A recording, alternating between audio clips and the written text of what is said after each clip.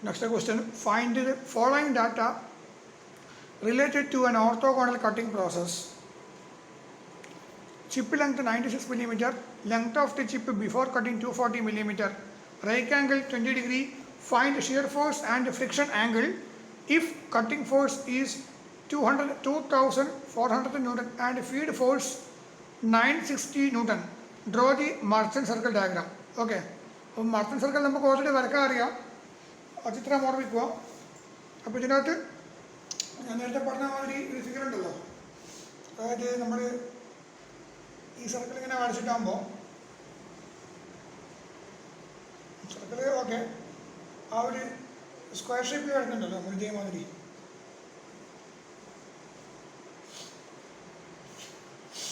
എന്നിട്ട് ഇവിടുന്ന് ഇങ്ങനെ വരച്ചു, ഇവിടുന്ന് ഇങ്ങനെ വരച്ചു. Okay, this is N, it is P. Okay, then here one line, this is Fs, this angle is beta and this is alpha. So it is beta and summit, so it will come, this will be Fs cos beta. അപ്പം ഇത് beta ആണ് സമയത്ത്, ഇത് F C ആണ്, ഇതൊക്കെ നമ്മൾ ഓർമ്മിക്കണേ. ഇത് F X ആണ്, ഇത് എഫ് എൻ ആണ്. സോ ഇറ്റ് വിൽ കം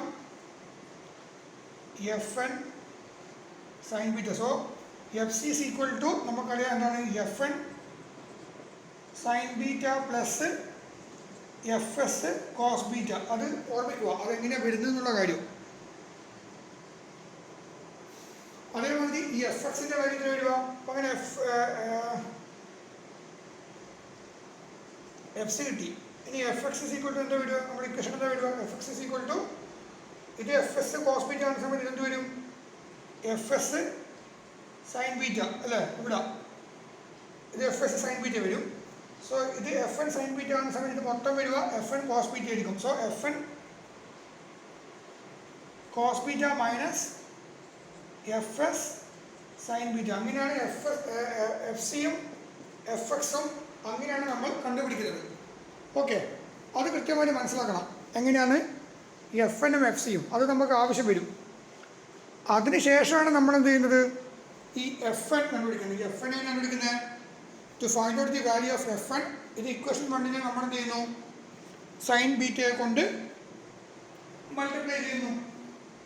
ശരിയല്ലേ, സൈൻ ബീറ്റയെ കൊണ്ട് മൾട്ടിപ്ലൈ ചെയ്യും. അതേമാതിരി ഇക്വേഷൻ 2 കോസ് ബീറ്റനെ കൊണ്ട് മൾട്ടിപ്ലൈ ചെയ്യും. എന്നിട്ട് രണ്ടും നമ്മൾ ആഡ് ചെയ്യും. അങ്ങനെയാണ് എഫ് എൻ കിട്ടുന്നത്. ഇനി എഫ് എൻ കിട്ടിക്കഴിഞ്ഞാൽ പിന്നെ എഫ് എസ് ആണ് കണ്ടുപിടിക്കേണ്ടത്. എഫ് എസ് കണ്ടുപിടിക്കണമെങ്കിൽ എന്ത് ചെയ്യേണ്ടത്, ആദ്യം ഇക്വേഷൻ വണ്ണിനെ നമ്മൾ സൈൻ ബീറ്റ കൊണ്ട് മൾട്ടിപ്ലൈ ചെയ്തല്ലോ, അപ്പോൾ അതിന് പകരം എന്താക്കുക, കോസ് ബീറ്റ കൊണ്ട് മൾട്ടിപ്ലൈ ചെയ്യുക. അതേമാതിരി ഇക്വേഷൻ 2 സൈൻ ബീറ്റനെ കൊണ്ട് മൾട്ടിപ്ലൈ ചെയ്യുക, എന്നിട്ട് സബ്ട്രാക്ട് ചെയ്യുക. അപ്പോൾ അങ്ങനെയാണ് നമുക്ക് എന്ത് കിട്ടുന്നത്, എഫ് എസ് കിട്ടുന്നത്. അപ്പോൾ എഫ് എസും എഫ് എന്നും കിട്ടിക്കഴിഞ്ഞാൽ പിന്നെ നമുക്ക് കൂളായിട്ട് എഫും എന്നും കണ്ടുപിടിക്കുക, ഫ്രിക്ഷനും ഫോഴ്സും അതിന് നോർമൽ ഫോഴ്സും കണ്ടുപിടിക്കുക. അത് നമുക്ക് ഞാൻ നേരത്തെ പറഞ്ഞ മതി, അതിൻ്റെ കോസ് ബീറ്റ ഉള്ളത് ബീറ്റ മാറ്റി ആൽഫ നിട്ടാൽ മതി, ബാക്കിയെല്ലാം സെയിം തന്നെ. Okay, so based on this questions, it is very clear that our equation will come fx is equal to fc cos beta minus fx sin beta കിട്ടും. പിന്നെ beta നമുക്കറിയില്ല, beta is the friction angle. So tan beta is equal to small r cos alpha divided by 1 minus r sin alpha. R is equal to L2 by L1 divided equal to T2 by T1. അപ്പോൾ L2 means chip length, L1 means length of the chip before cutting. So from this you will get the value of 0.4 into R. Next tan beta is equal to add the substitution, so you will get the value of beta equal to 23 degree into, thus friction angle beta equal to 23 degree. Okay, now the substitution of this equations, you will get the value of Fs is equal to 1834 Newton. അതിനുശേഷം ഇതേമാതിരിയുള്ള ഒരു circle വരയ്ക്കുക, അതിനകത്ത് ഈ കണ്ടുപിടിച്ച values ഒക്കെ നമ്മൾ mark ചെയ്യാം. ഇങ്ങനെയാണ് ഈ പ്രോബ്ലം ചെയ്യേണ്ടത്. Okay, next question, during a straight turning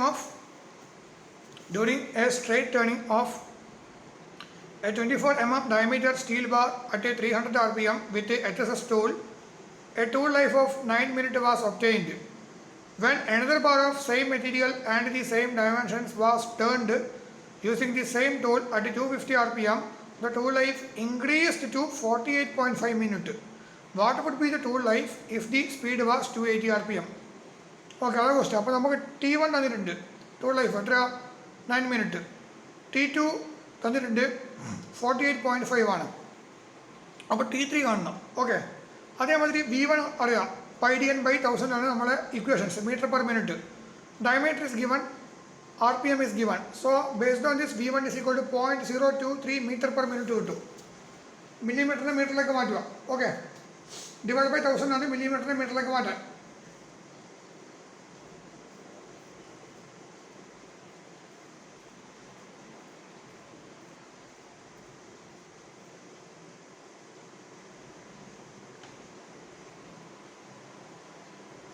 ഈ പ്രോബ്ലത്തിൽ ഡി is equal to ഇത് പൈഡിന് ബൈ 1000 ആയതുകൊണ്ട് ഇവിടെ 0.024 അല്ല, 24 അതിൻ്റെ വേണ്ടത്. ഓക്കെ, അപ്പോൾ നമ്മൾ ഇതിൻ്റെ മാറും, ഇവിടെ 24 വരും. So pi into 24, so answer is 3.14 into 24 into 300 divide by 1000 is equal to 22.6, that is equal to 22.6 meter per minute വരും. Okay, similar here also, that is 24, but it is 250, so 24 into 250 equal to into 3.14 divided by 1000, 18.84, 18.84,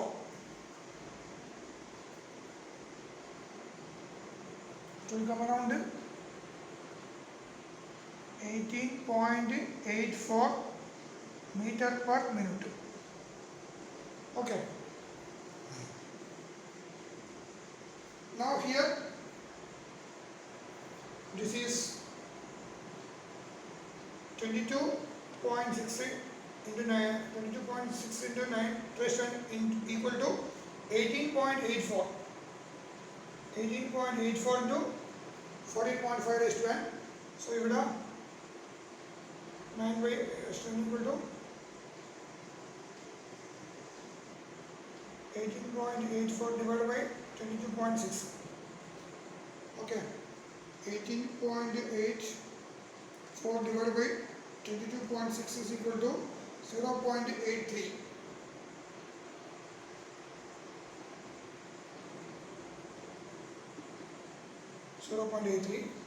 Now, okay.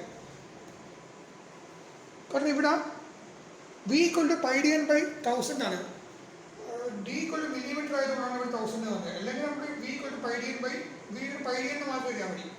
V equal to πdn where D is in meter, N is in RPM, so you will get meter per minute. പക്ഷെ ഇവിടെ 1000 വരുമ്പോൾ D equal to millimeter ആണ്, അതാണ് ഇവിടുത്തെ ഒരു പ്രത്യേകത. Okay,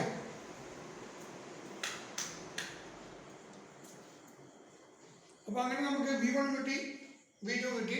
so according to Taylor's equation, Taylor's to life equations, VT raised to N is equal to C ആണ്. So V1 T1 raised to N is equal to V2 T2 raised to N എന്നുള്ള കാരണം എന്തുകൊണ്ടാണ്? During a straight turning of a 24 mm steel bar at 300 rpm with HSS tool, a tool life of 9 minutes was obtained. When another bar of same material ആണ്, same material, the same dimension തന്നെ was turned using the same tool. അപ്പോൾ മെറ്റീരിയലിന് ഒരു ചേഞ്ചും ഇല്ല, ഒരേ മെറ്റീരിയലാണ്, ഒരേ ടൂളാണ്, സ്പീഡ് മാത്രം ഒന്ന് വാരി ചെയ്യുന്നത്, അത്രയേ ഉള്ളൂ, ബാക്കിയെല്ലാം സെയിം. അതുകൊണ്ട് നമുക്ക് എന്ത് ചെയ്യാം, ഇക്വേറ്റ് ചെയ്യാം. V1 T1 raised to N is equal to V2 T2 raised to N equate ചെയ്യാം. So V1 is equal to 22.6 into T1, tool life is equal to 9 minutes raised to N is equal to 18.84 into 48.5 raised to N. So from this you will get the value of N is equal to 0.11. So V1 T1 raised to equal to C equal to the constant C ആണ്. So from this you will get the value of C T. Sorry, ഇപ്പോൾ ഇവിടെ വരും, ഇവിടെ V1 is equal to നമ്മുടെ value 22.6 ആണ്. So 22.6 into 9 raised to 0.11. എത്ര വരും answer? 9 raised to 0.11 equal to into 22.6 is equal to 28.7, that is around 29. Okay, the C value is 29. 29 minutes C value. C value equal to 29. So here pi into D3 and 3 by 1000. So pi into, what is the value of D3? Same, D1 equal to D2 equal to D3, and so this is 24 into 280. So what is the value? 24 into 280 equal to into 3.14 divided by 1000 equal to 21.1. So this is equal to 21 meter per minute. Okay. So here the value of T3 raised to n is equal to 0.11. 0.11 equal to 0.03 alla 29. Okay, this is 29. So from this T3 raised to